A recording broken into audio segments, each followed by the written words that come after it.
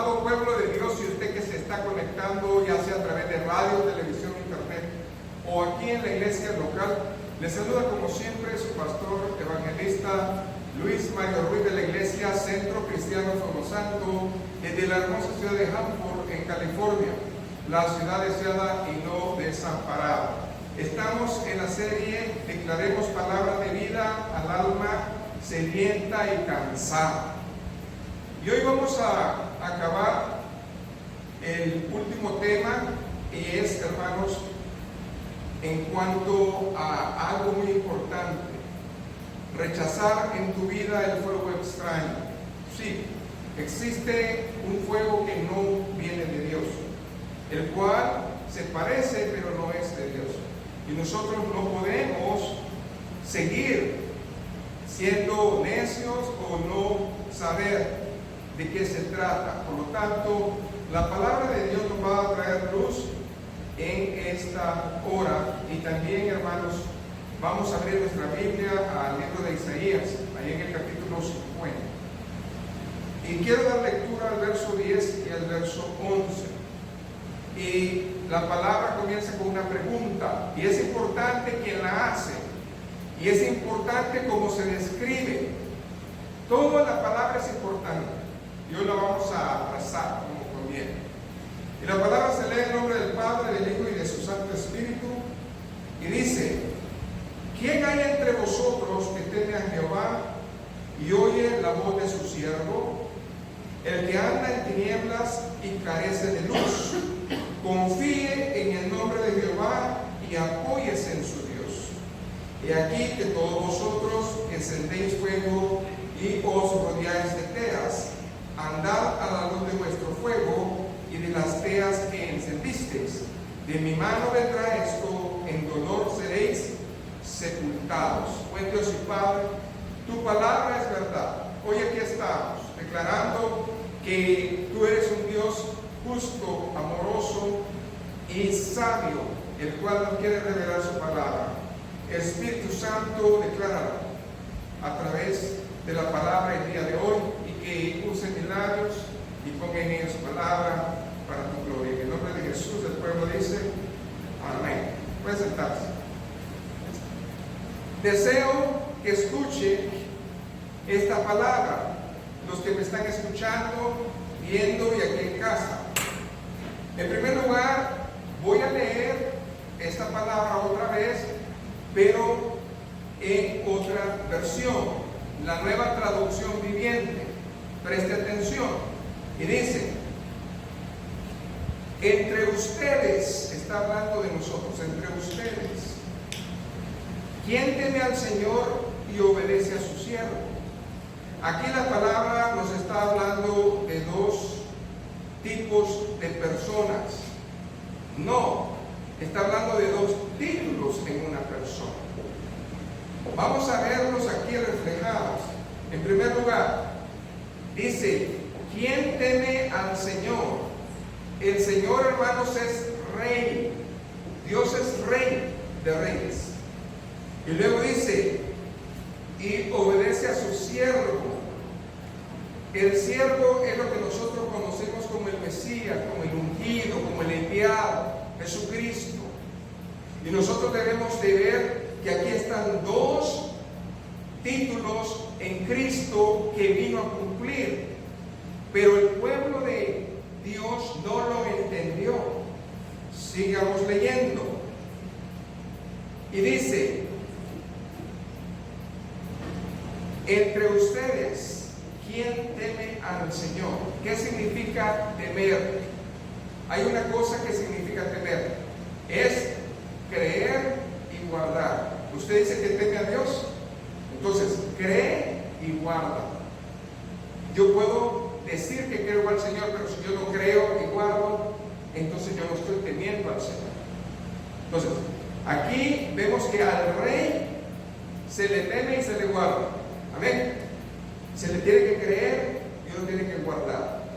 Y cuando dice acá la palabra, y obedece al Señor, obedece a su siervo. ¿Qué es obedecer? Activar nuestra fe. Díganlo: activar nuestra fe. Yo puedo creer y tener temor de Dios, pero si no soy obediente, no activo mi fe. Entonces aquí la pregunta es para todos. Ahora, dice, para aquellos que se alejan de Dios o están alejados de Dios, si caminan en tinieblas sin un solo rayo de luz, confíen en el Señor y dependan de Dios. Confíen en su ¿qué? Rey, en su siervo, y dependan de su rey. Verso 11, pero tengan cuidado. Ustedes que viven en su propia luz. ¿Qué es vivir en la propia luz? Necedad, soberbia. Hay personas que están hoy en día interpretando la palabra como ellos dicen, no como Dios la ordenó. Y luego dice, y que se calientan en su propia fogata, en su propia concupiscencia. Es los que adornan, los que acomodan, los que quieren vivir una vida de acuerdo a sus ideas y no de acuerdo a la voluntad de Dios. Entonces, ¿qué estamos viendo aquí? Número 1, hay un mandato de Dios a que nosotros obedezcamos. Este es el mandato de Dios, que usted y yo estemos apercibidos de que hay algo diferente a Él. Y eso se llama fuego extraño. Entonces, cuando nosotros vemos aquí, nosotros podemos interpretar esta palabra de muchas maneras, pero quiero hacerlo de la manera más sencilla. Y lo primero que yo puedo ver aquí es que el pueblo de Israel no entendió quién era el siervo de Dios. Ellos deseaban ver un rey. Ellos no deseaban ver un siervo. Ellos esperaban al rey. Por lo tanto, cuando vino el siervo, no lo aceptaron. Cristo no vino en función de rey. Cristo vino en función de ¿qué, hermanos? De siervo. El Evangelio de Marcos, muchos conocen que simbólicamente representa al buey. ¿Y qué es el buey? El servicio. Por lo tanto, cuando vino el siervo de Dios a la tierra, no vino con su poderío. Él vino en forma de siervo. Cuando lo vio el pueblo, lo rechaza. Y dice, esto no es lo que yo estaba esperando. Y es triste, pero aquí es donde se desprende la gran belleza de los evangelios. El evangelio de Dios me enseña a mí que Dios, siendo Dios, se despojó para que usted y yo, hermanos, fuéramos ricos en Él. Él se hizo pobre para nosotros ser ¿qué? Ricos en Él. Además de eso, Él, hermanos, Cristo se hizo pobre para que nosotros fuéramos exaltados cuando Él fuera rey y nosotros sus príncipes. Nosotros no podíamos tener esa entrada al cielo si Él no hubiera venido por nosotros. Así de que la experiencia, hermanos, de Isaías es la experiencia más hermosa que cualquier humano pueda tener. Y yo quiero repetirla otra vez con ustedes. Váyase a Isaías 6, porque vamos a hablar de la experiencia de un varón que no estuvo físicamente, pero sí estuvo espiritualmente en la presencia de Dios. Y cuando nosotros vemos eso, entendemos en parte que en verdad Jesucristo es Rey y Jesucristo es siervo. El Evangelio se complementa cuando viene la bendición de Dios. Amén. Sé de que vamos a leer, hermanos, no me pierda la escritura original que está en Isaías 50 y regrésese unos capítulos antes. Y quisiera leer, hermanos, 3 versos. Isaías 6 del 1 al 3. Dice la palabra del Señor: en el año que murió el rey Usías, y vi yo al Señor sentado sobre un trono alto y sublime. ¿Cómo lo vio Isaías a Cristo?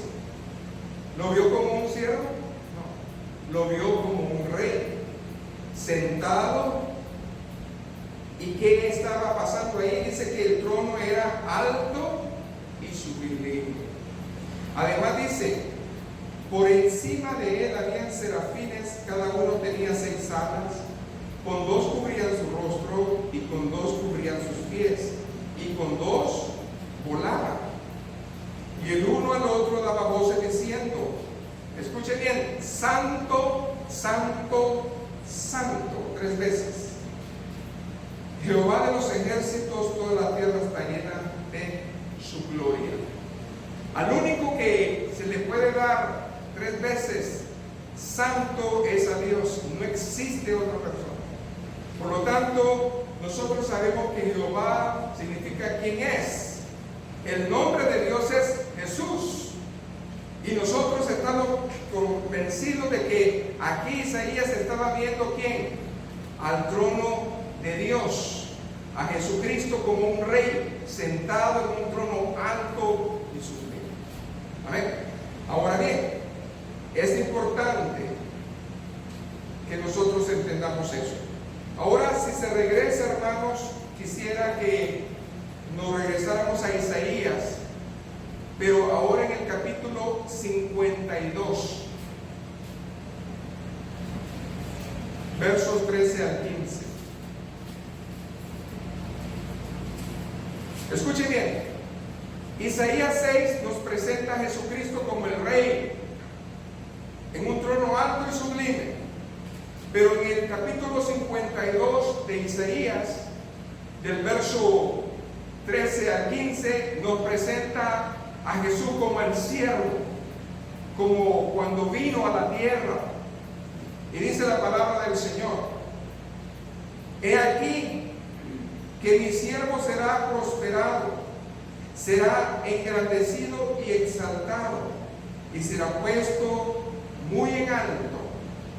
No estamos hablando del título del rey, estamos hablando de Cristo como siervo. Verso 14.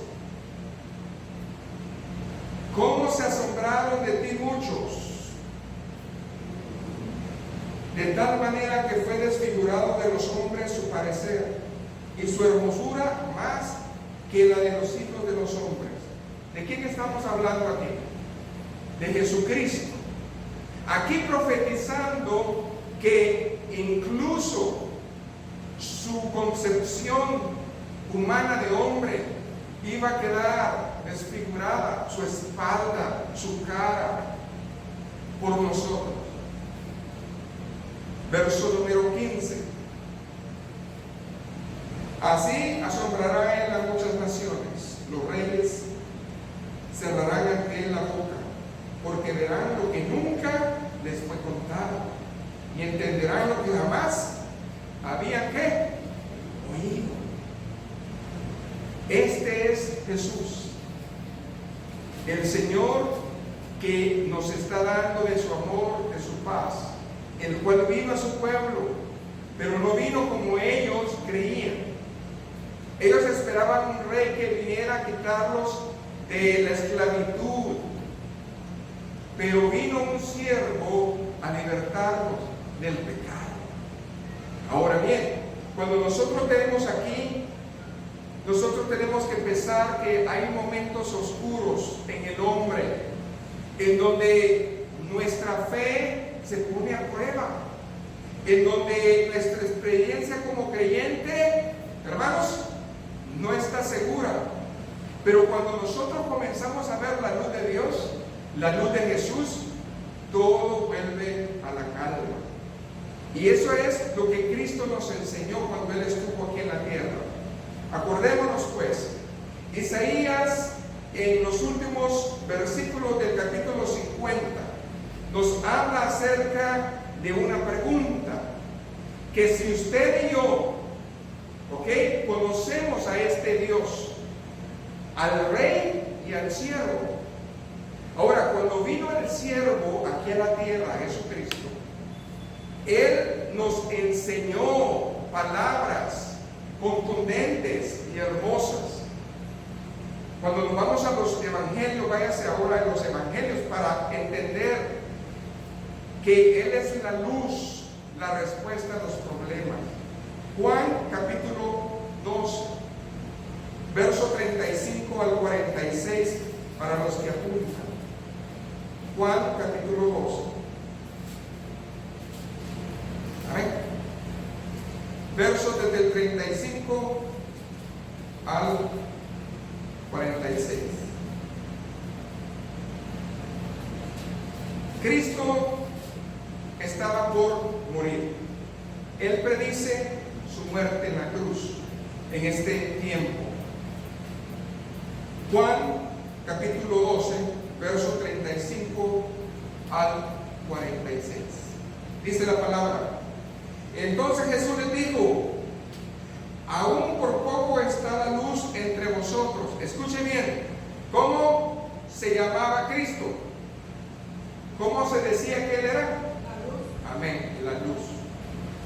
Y luego dice: andad entre tanto que tengáis luz, para que no os sorprendan las tinieblas, porque el que anda en tinieblas no sabe a dónde va. Entre tanto que tengáis la luz, creed en la luz, para que seáis hijos de luz. Estas cosas habló Jesús y se fue y se ocultó de ellos. Ok, el evangelio, el reino de los cielos se ha acercado. Ese fue el mensaje de Jesús. Jesús le dijo: si ustedes pueden ver en mí esa luz, síganla. Entre tanto, yo estoy aquí. Y ese fue el mensaje que le daba. Pero ¿qué más dice ahí la palabra? Bueno, la pregunta fuerte: ¿quién pues va a creer en esto? Verso 37. Pero a pesar de que había hecho tantas señales delante de ellos, ¿qué dice ahí la palabra? No creían en Él. Quiere decir, hermanos, que Jesucristo vino, Dios, 100% Dios, 100% hombre, a la tierra. Hizo señales, estuvo con ellos, le habló de su palabra, y aún así no creyeron. Verso 38. Para que se cumpliese la palabra del profeta Isaías, que dijo: Señor, ¿quién ha creído a nuestro anuncio? ¿Y a quién se ha revelado el brazo del Señor? Por esto no podían creer, porque también dijo en Isaías: cegó los ojos de ellos y endureció su corazón, para que no vean con los ojos y entiendan con el corazón, y se conviertan y yo los sane. Isaías dijo esto cuando vio su gloria y habló acerca de Él. ¿Cuándo fue ese momento que Isaías vio su gloria? En Isaías capítulo número 6. Él lo dijo: a ver, ¿quién va a creer lo que yo acabo de ver? ¿Quién va a creer en este que está con nosotros? Amén.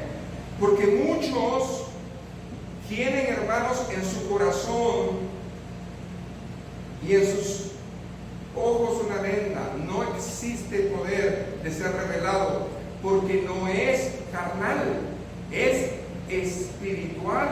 No podemos nosotros discernir a Dios en la carne. La única manera es naciendo de nuevo. Amén. Ahora bien, siga leyendo.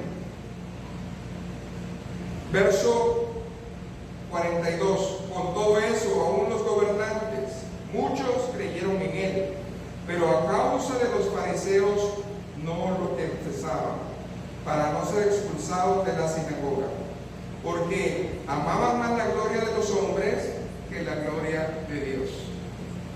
Jesús clamó y dijo: el que cree en mí, no cree en mí, sino en el que me envió. Y el que me ve al que me envió. Yo, la luz, ha venido al mundo para que todo aquel que cree en mí no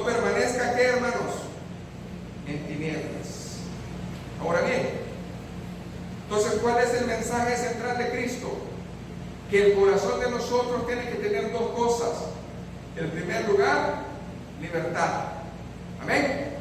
Y en segundo lugar, luz. No existe, hermanos, nada más hermoso que tener luz y libertad en uno.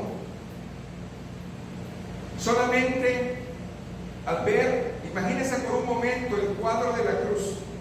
Escuchen, al ver a Cristo crucificado, al ver al Señor como estaba y darle al Padre la gloria eterna, hizo que el enemigo no pudiera resistirlo más. Quiero que escriban una palabra que es muy conocida por ustedes, pero quiero que la conozcan, pueblo de Dios. Hay una palabra que el enemigo odia con todo odio, y es, hermanos, Filipenses 2, del 5 al 11. Filipenses 2, búsquenlo, la epístola de los Filipenses, capítulo 2, verso del 5 al 11. ¿Sabe? Esta palabra, el enemigo la aborrece, porque fue que la gloria, la honra, la alabanza, Dios Padre se la da al Hijo en forma de siervo. Y esto no lo soporta el enemigo. Por lo tanto, usted declara esta palabra para la gloria de Dios. Y dice: haya pues en vosotros este sentir que hubo también en Cristo Jesús, el cual, siendo en forma de Dios, no estimó el ser igual a Dios como cosa de que aferrarse, sino que se despojó a sí mismo, tomando forma de ¿qué, hermanos? De siervo, hecho semejante a los hombres, y estando en la condición de hombre, se humilló a sí mismo, haciéndose obediente hasta la muerte y muerte de cruz.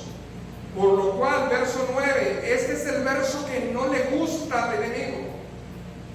Por lo cual Dios también le exaltó hasta lo sumo y le dio nombre que es sobre todo nombre, para que en el nombre de Jesús se doble toda rodilla de los que están en los cielos, en la tierra y debajo de la tierra, y toda lengua confiese que Jesucristo es el Señor, para la gloria del Padre. Quiere decir, hermanos, que aquí estamos viendo a Jesucristo, el siervo sufriente. El verso Isaías 50:10 habla acerca de este Jesucristo, que tiene nombre sobre todo nombre, por lo tanto es exaltado. Y la pregunta es si usted y yo vamos a obedecerlo, vamos a tener temor de Él. Gloria a Jesús. Regrésese otra vez a Isaías 50. Ahora vamos a ver el verso número 11. Ya que entendemos quién es Jesús, el siervo, y quién es Jesús, el Rey, ahora debemos de aprender lo que ofrece Dios y lo que no ofrece Dios, porque es algo muy importante. Isaías 50:11 dice: he aquí que todos vosotros encendéis fuego y os rodeáis de teas. Andad a la luz de vuestro fuego y de las teas que encendisteis. De mi mano os vendrá esto, en dolor seréis sepultados. Qué tremendo cuando el Señor dicta estas cosas. Una de las maneras de interpretar, hermanos, este texto es conociendo los enemigos del Evangelio. Cuando el Señor nos está hablando acerca de fuego, dice que ellos tienen fuego, lo encienden, lo comparten, pero ese fuego va a ser el que lo va a hacer fracasar. ¿Y qué es el fuego extraño?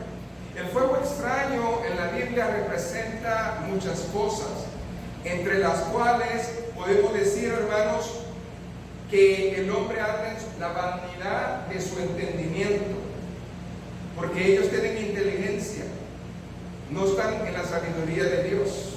Esa vanidad de su entendimiento, también la religiosidad de su entendimiento, eso va a crear en ellos un dolor, un tormento que va a acabar, hermanos, lejos de Dios. Por lo tanto, no seamos nosotros los que andemos fuego extraño acomodando la palabra, hermanos, siendo irreverentes, siendo mercaderes de la palabra, como muchos hoy en día lo están haciendo. Y nosotros debemos de saber que el significado de fuego en la Biblia es dos cosas principales: juicio y prueba. Para Dios, el fuego de Dios es diferente. El fuego de Dios significa purificación y ofrenda. Pero para el hombre, el fuego extraño, ¿qué significa? Juicio y prueba. Es muy diferente. Por eso Dios, hermanos, ese fuego lo impuso como castigo cuando vieron reflejada la ira de Dios. Ahora bien, cuando nosotros tenemos fuego de Dios, suceden cosas. Por ejemplo, el fuego de Dios hace que nosotros levantemos ofrenda a Él y en nuestro corazón haya ¿qué? Gratitud. Amén. Una ofrenda de paz a Dios es acto de ¿qué? Gratitud. Amén. Segundo lugar, cuando usted le ofrece su vida al Señor, Dios acepta esa ofrenda. Usted se está poniendo como un leño, amén, delante de la presencia de Dios, y Dios acepta esa bendición. Pero también muchas veces es por castigo, por no obedecer la palabra del Señor. Cuando nosotros vemos la palabra fuego en la Biblia, podemos hablar de muchos ejemplos, pero hoy me voy a detener a un ejemplo muy común: los hijos de Aarón. Pero antes de eso quiero decirles que no es la primera vez que Dios habla acerca del fuego. Cuando Moisés estaba, hermanos, a los 80 años en el desierto, ¿qué vio a lo lejos? ¿Qué estaba ardiendo? ¿Y qué estaba haciendo esa zarza? ¿Y qué tenía la zarza? Fuego. ¿Cuándo ha visto usted que algo que esté en fuego no se consume? Si se consume el fuego que usted está viendo, entonces es fuego humano. Pero si no se consume, es fuego de Dios. Denle un aplauso al Señor. Hay una gran diferencia. El fuego de Dios no nos consume. El fuego del humano nos consume. Entonces, debemos de ver esa situación. Entonces, en primer lugar, yo quiero ver las características, hermanos, del fuego extraño y del fuego real. Amén. El fuego extraño es tan diferente al fuego real. Por ejemplo, Isaías, ya lo acabamos de leer, 50:11, dice que ellos prendieron fuego para ellos. Amén. Un fuego que ellos edificaron. Pero cuando nosotros vemos el fuego de Dios, lo podemos ver también en el Nuevo Testamento, en el libro de los Hechos. No lo busques, en el capítulo 2. Amén. Del verso 1 al 4. ¿De qué estamos hablando? Del día del Pentecostés. ¿Qué cayó en ese lugar? Gloria al Señor. Y ese fuego lo consumió. Ese fuego que hizo, los hizo renacer, avivar, los purificó, los llenó, los comisionó. Entonces, el fuego de Dios nunca te va a destruir. El fuego del enemigo es una imitación, te va a destruir. Entonces, ¿hay una realidad entre los dos fuegos? Sí hay. Segundo lugar, el encendido de un fuego va a revelar la necesidad de tu corazón. Una persona, humanamente hablando, que tiene frío, ¿qué va a hacer? inmediatamente va a buscar ¿qué? Calor. ¿Por qué? Porque es una necesidad eminente. Pero en lo espiritual, una persona también puede buscar calor, pero no el de Dios, sino que fuego extraño. Usted quiere saber qué le hizo mal, usted quiere saber cómo le va a ir mañana, usted quiere saber qué es lo que le va a pasar. Esa desesperación le lleva a qué, hermanos, a ir a dónde, a Dios. No, va a que le lean las cartas, va y busca ayuda que no es de Dios. Y usted sacia una necesidad que no debía saciar en esa manera, sino solamente en las cosas de Dios. Entonces, ¿qué es el fuego extraño? El fuego del hombre es un reemplazo del de Dios. Y nosotros no podemos estar ahí. ¿Por qué? Porque hay una gran diferencia, hermanos, entre el poder del mal y la unción de Dios.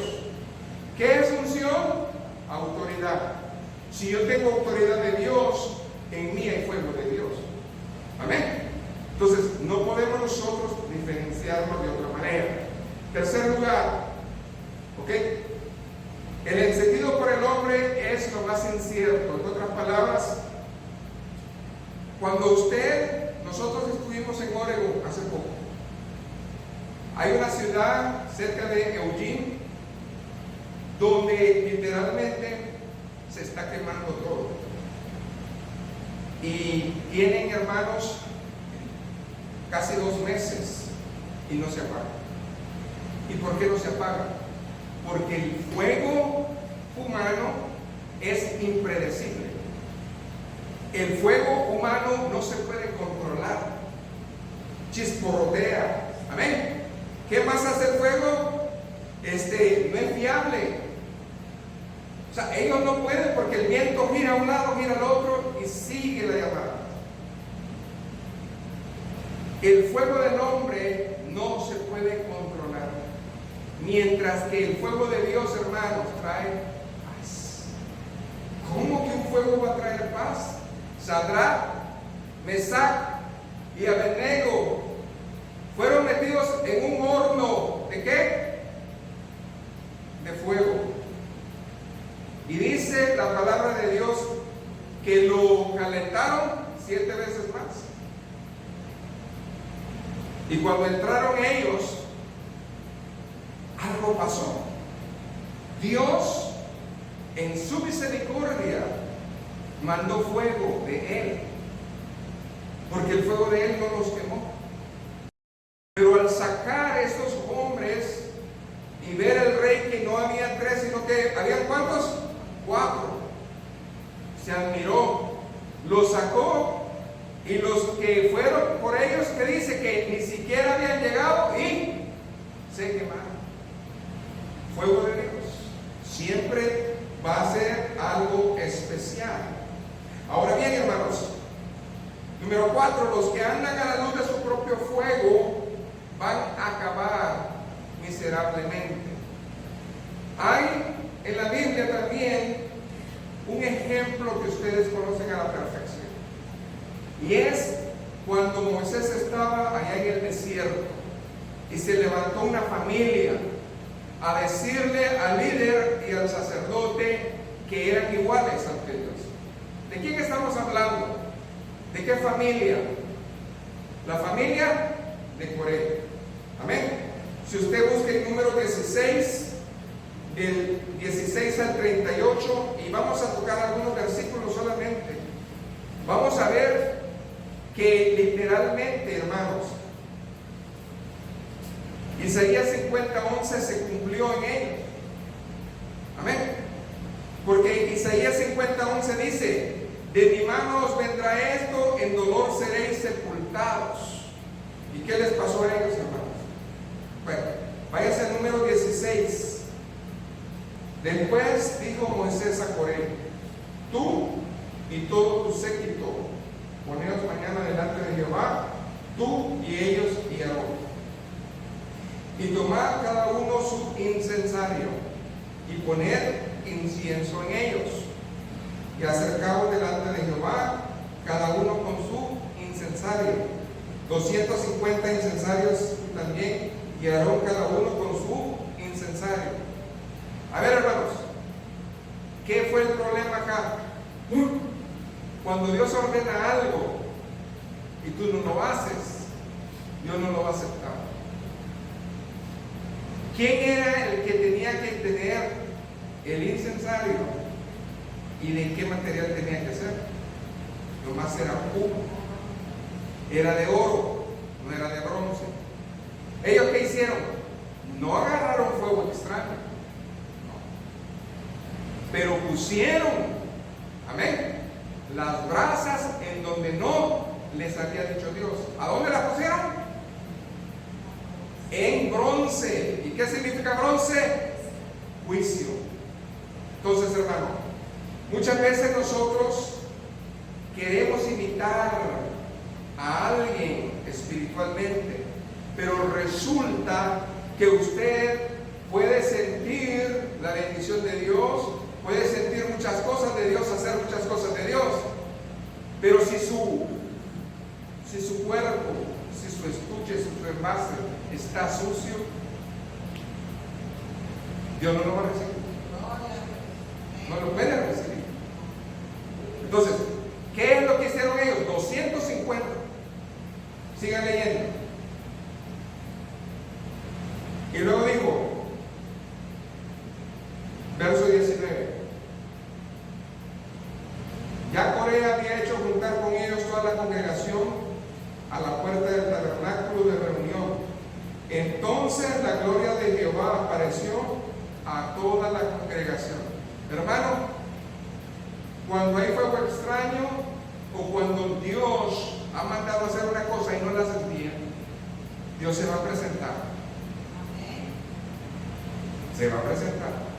Dice que la gloria de Dios se presentó en la congregación. ¿Quién convocó a la congregación? No fue Moisés, fue Coré. Bueno, tú hiciste congregar a la congregación. Vamos a ver qué pasa. Sigue leyendo. Y Jehová habló a Moisés y a Aarón diciendo: apartaos de esta congregación y lo consumiré en un momento. Imagínense. En otras palabras, la congregación por desobediente, los rebeldes iban a ser consumidos, pero ellos dijeron: un momento, no. Amén. Entonces, verso 24, ¿qué dice? Habla a la congregación y diles: apartaos del derredor de la tienda de Coré, Datán y Abiram. Entonces Moisés se levantó y fue a Datán y a Abiram, y a los ancianos de Israel fueron en pos de él. Y luego el verso 28: y dijo Moisés: en esto conoceréis que Jehová me ha enviado para que hiciese estas cosas, y que no las hice de mi propia voluntad.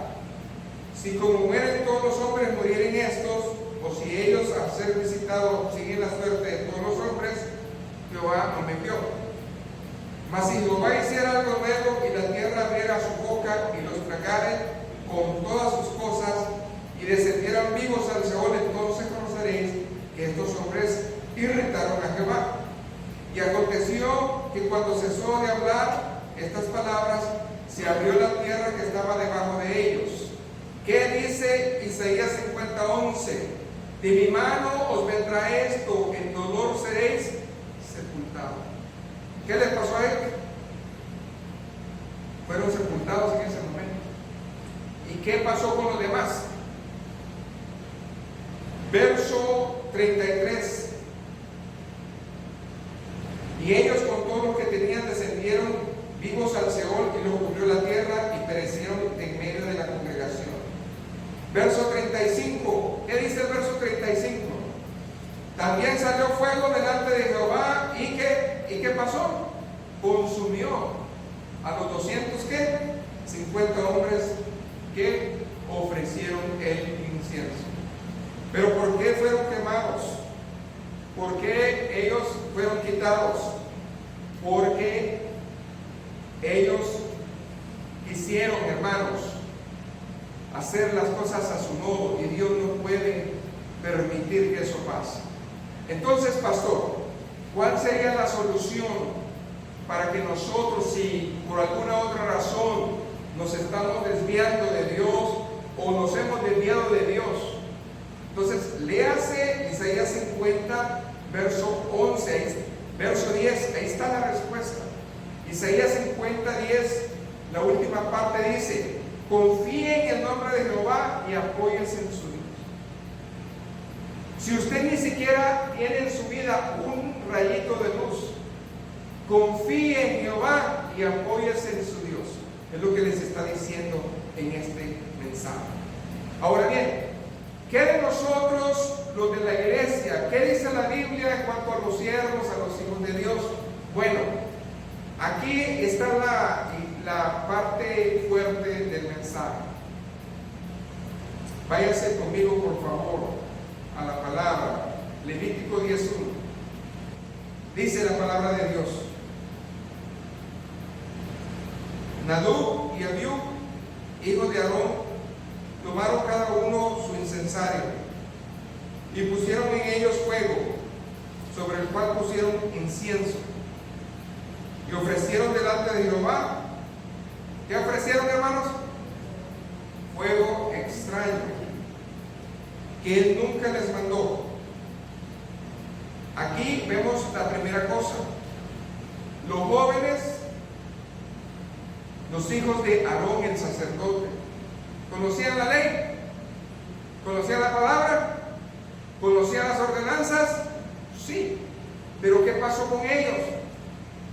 Que ellos comenzaron a hacer de Dios una rutina. ¿Y eso cómo se llama en términos teológicos? Religiosidad. Si usted viene aquí por rutina, si usted viene aquí porque quiere quedar bien con alguien, ¿qué es eso? Religiosidad. Porque con Dios no está quedando bien. Dios sabe cuando nosotros estamos haciendo las cosas bien para Dios. Entonces, ellos sabían todo, pero llegó en su vida un acomodamiento. Primero es el acomodamiento, después es el enfriamiento y después el igual. Usted acomódese, ya no venga a la iglesia, ya no le va a doler no venir, le va a dar igual. Así, de esa manera, muchos están sirviendo a Dios hoy en día. Están sirviendo de una manera que no le agrada a Dios. ¿Y qué es lo que Dios nos está enseñando acá? Dice que ellos ofrecieron algo a Dios. Cuando algo se le ofrece a Dios, ¿se le ofrece de todo corazón o no se le ofrece? Muchos han cuestionado si ellos agarraron fuego extraño, ellos hicieron el fuego o usaron el mismo fuego. Yo puedo entender que ellos no usaron otro fuego, porque el único fuego que había ahí era el fuego que caía del cielo. Entonces, ¿por qué pasó? Porque Dios tiene su manera y ellos no estaban en la manera de Dios. Y eso es lo que hoy tenemos que entender. Hoy vamos a ver un pecado que es muy triste y lamentable en el pueblo de Dios. El pecado de presunción. Usted más de alguna vez ha estudiado conmigo el pecado de comisión, el pecado de omisión, y este es el pecado de presunción. Ahora vamos a ir por partes. ¿Qué fue lo que pasó aquí? ¿Qué fue lo que realmente castigó Dios? El incensario era de oro, el fuego era de Dios, y entonces lo que le castigó Dios fue a quien lo hizo, por la manera que lo hicieron. Ahora, vámonos por partes. ¿Qué dice el verso número 2, Levítico ahí? 10:2. Y salió fuego delante de Jehová y los quemó, y murieron delante de Jehová 2 sacerdotes que lo hacían a diario. ¿Ok? Eso lo hacían a diario. Esta vez lo hicieron por rutina, como que dice, ya sé cómo es, y lo trajeron a Dios, y Dios no lo aceptó y lo mató. Algo parecido pasó en el libro de los Hechos. ¿Se acuerdan de Ananías y Zafira? Dice que ellos acordaron en su corazón darle algo a Dios. ¿Pero qué pasó? Al principio lo daban de corazón, pero después le mintieron al Espíritu Santo. ¿Y qué pasó? Pasó lo mismo. Dios habla de cerca de 2 ejemplos, uno en el Antiguo y otro en el Nuevo, que nunca más se ha repetido. Pero ¿por qué lo hizo Dios así? Para que nosotros tengamos temor. Amén. Para que nosotros abramos los ojos y tengamos temor. Ahora bien, imagínense Moisés y Aarón. Ellos estaban viendo. ¿Qué dice el verso 3 que hicieron ellos? Es interesante la reacción de ellos. Verso 3. Entonces dijo Moisés a Aarón: esto es lo que habló Jehová diciendo: en los que a mí se acercan, escuche, me santificaré, y en presencia de todo el pueblo seré glorificado. Y Aarón siendo el padre de ellos no reclamó a Dios. Aarón siendo el padre de ellos no se enojó con Dios. Moisés siendo el tío de ellos no le reclamó a Dios. ¿Qué fueron las palabras de Moisés? ¿Qué fue lo que pasó en ellos? Bien clara está la palabra ahí. Los que se acercan a mí se acercan santificados, y en presencia de todo el pueblo yo voy a ser glorificado. En otras palabras, si usted y yo nos acercamos de corazón a Dios cada vez que hacemos algo, Dios lo va a aceptar, porque no es nomás en presencia de Dios solamente, sino que de testigos. Amén. Entonces, ¿qué fue lo que posteriormente habló, hermanos, Moisés a Aarón? Váyase al verso 9, Levítico 10:9. Aquí hay una regla que todos los sacerdotes tenían que seguir de ahora en adelante. Tú y tus hijos contigo no beberéis vino ni sidra cuando entres al tabernáculo de reunión, para que no muráis. Estatuto perpetuo será para vuestras generaciones. Ahora bien, ¿qué dice el verso 10 y el verso 11? Escuche bien, hermano, y esto es lo importante. Nosotros, cuando hacemos algo para Dios, Dios nos va a dar atributo. ¿Para qué? Para discernir entre qué, hermanos, lo santo y lo profano, lo inmundo y lo limpio, para enseñar a los hijos de Israel todos los estatutos que Jehová les ha dicho por medio de Moisés. Bueno, entonces, basado al verso 9, nosotros no podemos decir que estaban borrachos, pero probablemente basado en el verso 9, a mí me da la impresión de que ellos dos no estaban bien con Dios. Entonces, aquí el Señor está hablando acerca de eso. ¿Qué es el alcohol en nuestros días? Muchas personas no han entendido. La mayoría, el 99% de las personas piensan que el alcohol es un estimulante. ¿Qué es un estimulante? Algo que te relaja. Pero el alcohol no es un estimulante. El alcohol, hermanos, es un sedante. ¿Qué hace el alcohol?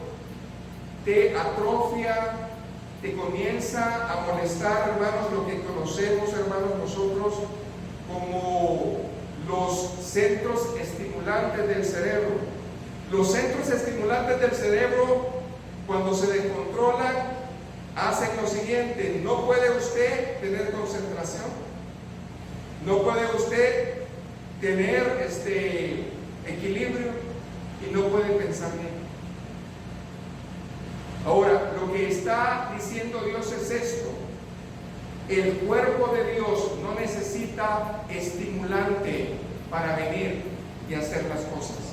Por eso nos ha dado el Espíritu Santo. ¿Qué es un estimulante? Algo que te relaja. El Espíritu de Dios es el único que nos puede relajar en la tribulación.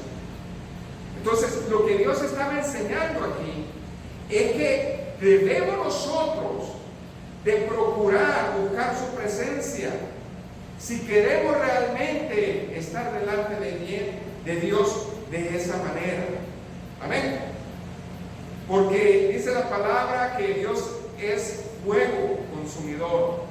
Deuteronomio 4:24, usted lo puede decir, lo puede ver ahí. Dios es fuego consumidor y es celoso. Eso es lo que dice la palabra de Dios. Entonces necesitamos entender eso. Ahora bien, cuando nosotros estamos viendo es pecado, es pecado.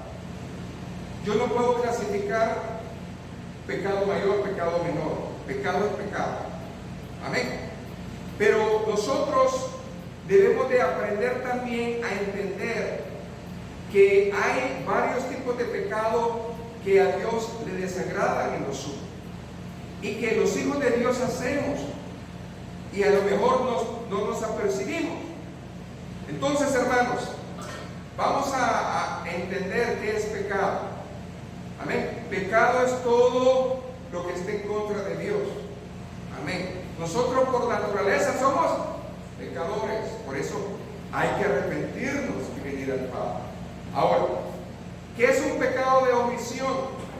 Bueno, un pecado de omisión es cuando no llevamos a cabo una acción que sí deberíamos. Orar, usted no oró, es un pecado de omisión. Amén. Usted todo lo que sabe hacer y no lo hace es un pecado de omisión porque usted omitió hacer eso. Amén. ¿Qué es lo que dice Santiago 4:17, hermanos? Dice, vaya, búsquenlo en su Biblia. Santiago 4:17 se usa mucho para dar ejemplo de que es un pecado de omisión. Amén.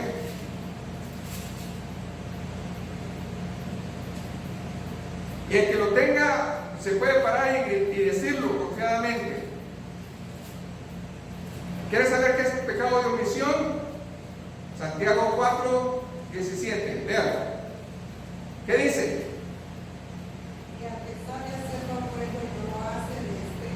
Y al que sabe hacer lo bueno y no lo hace, le es pecado.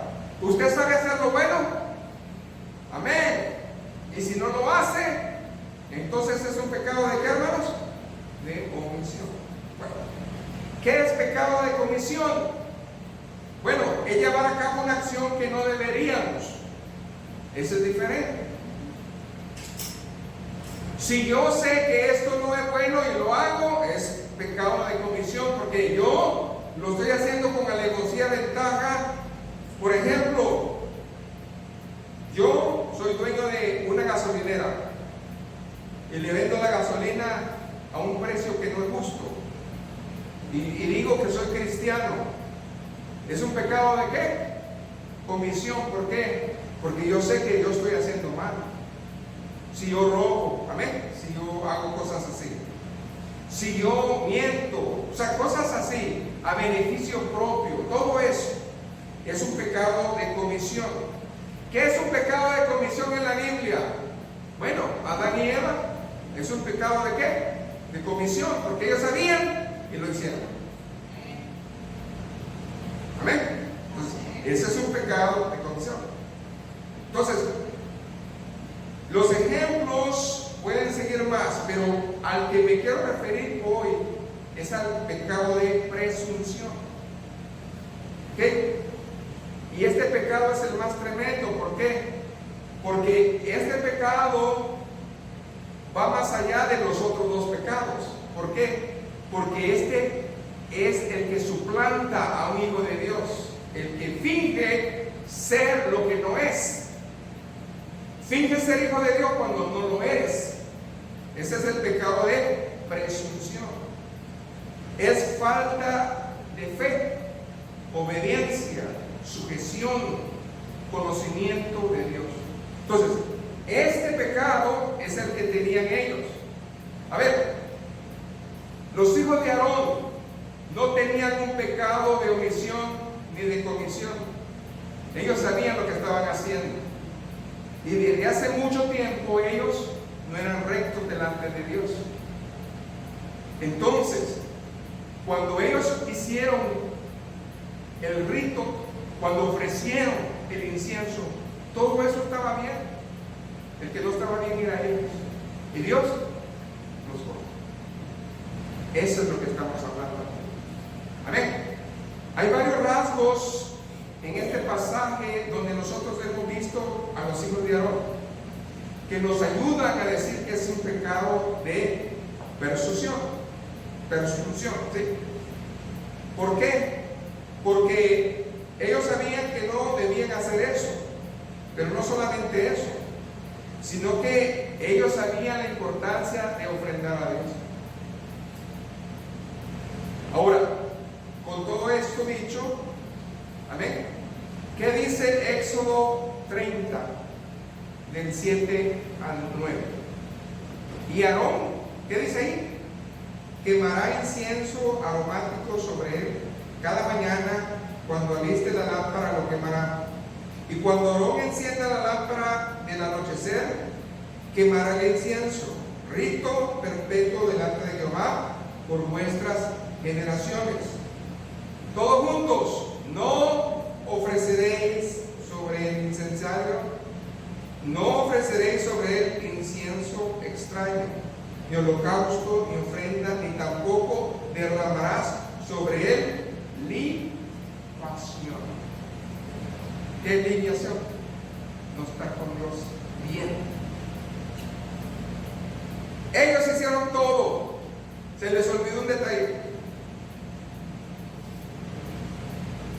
Ese es el problema, hermanos. Nosotros tenemos que tener mucho temor y temblor si nosotros deseamos ser algo. ¿Qué es aparentar para el cristiano? Antes de responder esa pregunta, quiero responder lo que el apóstol enseñó en Romanos 8:10. Porque antes de eso debemos de ver qué es, hermanos, piedad. ¿Qué es piedad? Si usted entiende qué es piedad, va a entender, hermanos, que piedad es ser un cristiano legítimo. Un cristiano legítimo. Amén. ¿Qué habló Pablo? Fíjese, escuche bien. Si alguno no tiene el Espíritu de Cristo, no es de él. Pero si Cristo está en vosotros, el cuerpo en verdad está muerto a causa del pecado, mas el Espíritu vive a causa de la justicia. Entonces, ¿qué es piedad? Piedad es algo que mediante la fe Dios siembra en nosotros. Amén. Y Él obra en nuestra vida. Piedad es algo que Dios siembra en nosotros. Piedad es una virtud. ¿Qué es una virtud? Un regalo. Por lo tanto, no es suyo, no es mío.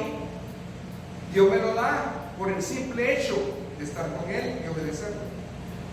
Entonces, un cristiano debe tener ¿qué? Piedad en su corazón. A ver, entonces, ahora bien, si nosotros vamos a la palabra donde dice que, la palabra dice que tendrán apariencia de piedad, a estos evitan, dice la palabra, en los postreros días, amén, vendrán hombres malos, malvados, que tendrán apariencia de ¿qué? De piedad. ¿Qué es apariencia de piedad? Que se van a parecer como que fueran hijos de Dios y no lo son. Es lo que está diciendo. Bueno, entonces eso es muy importante que lo entendamos. Gloria a Jesús. Entonces, ¿qué ejemplos podemos poner acerca de esto? Ustedes ya los conocen. Número 1, Pablo le habló a Timoteo y le dijo bien claramente acerca de eso. Váyase a 2 de Timoteo 3, 1 y 5. Estúdielo en la casa, medítelo, péselo, siéntalo. Y ahora Dios nos abrió esto. ¿Qué es lo que entonces hicieron los hijos de Aarón? Ellos no tenían piedad. Ellos eran una apariencia de lo que no eran. ¿Qué dice ahí la palabra de Dios? 2 de Timoteo 3, del 1 al 5. También deben de saber esto, que en los postreros días vendrán tiempos peligrosos. Estos son los tiempos peligrosos, hermanos.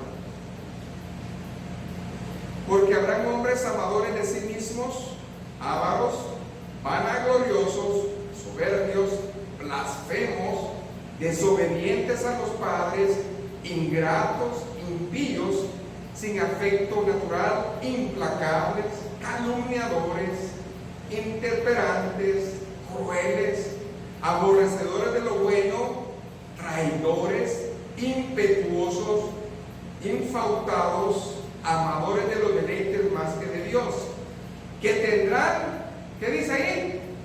Apariencia de ¿qué? De piedad, pero negarán la eficacia de ella. A ellos evitan. En otras palabras, pueden estar en cualquier parte, pueden estar predicando, cantando, intercediendo, pero eso no significa que sean de Dios. Cuando Dios los expone a la luz, se van a topar con el fuego de Dios. Amén. Y Dios nos enseñó en Isaías 6 cómo es su presencia. Amén. Dice que tuvo un ángel que traer un tesón, un carbón encendido. ¿A dónde? ¿A los labios de quién? Del profeta, porque no era digno. O sea, él tenía que estar en el Espíritu y en el Señor. Es lo que estaba hablando acá. Gloria al Señor. Entonces, nosotros estamos viendo aquí el mal de ese momento. Esta profecía se la dijo Pablo a Timoteo hace más de 2000 años. Y esta profecía todavía está presente en nuestros días. Eso es lo que estamos viendo. Entonces, aquí nos acaba de hablar que ellos iban a tener apariencia de piedad. Entonces, ¿qué es lo que nos toca por hacer? Buscar a Dios en serio, hermano. Caminar. Y mientras estemos en su presencia, nosotros vamos a tener que el fuego de Dios, el Espíritu Santo, su cobertura. Pero ¿qué de aquellos que están, hermanos, en la religiosidad? ¿Se acuerdan, hermanos, el fariseo y el publicano? ¿Quién tenía piedad entre los dos? ¿El fariseo o el publicano? El fariseo decía que servía a Dios. El publicano le pedía misericordia a Dios. ¿Quién de los dos era piadoso? ¿O quién de los dos era el creyente? Amén. Ahí está. El fariseo era el que estaba aquí, hermanos, gritando: Señor, Señor, palabras bonitas a Dios, para que los hombres lo oyeran. Pero aquel ni siquiera quería abrir la boca. Amén. Ahora bien, ¿qué dijo la Biblia en cuanto a ellos? Que ellos eran ¿qué? Sepulcro ¿qué? Blanqueados. Qué triste. ¿Se acuerdan en Mateo 7:21? Los que hacían milagros. Escuchen, muchos hoy en día oran y hay milagros, pero eso no significa que están con Dios. Eso es interesante.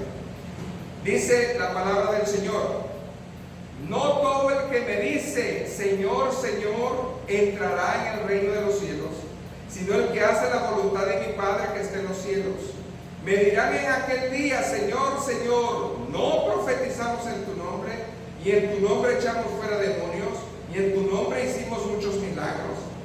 Y entonces les declararé: nunca os conocí, apartados de mí, hacedores de maldad. Ellos le decían: Señor, Señor, en tu nombre hicimos esto. Pero había en ellos fuego extraño. ¿Qué es el fuego extraño entonces? ¿El pecado de qué? Presumir. Vivir o decir que somos cuando no somos. Es una cosa seria la que Dios nos está diciendo. ¿Se acuerdan de los hermanos heroditas? Hay hermanos heroditas en este tiempo.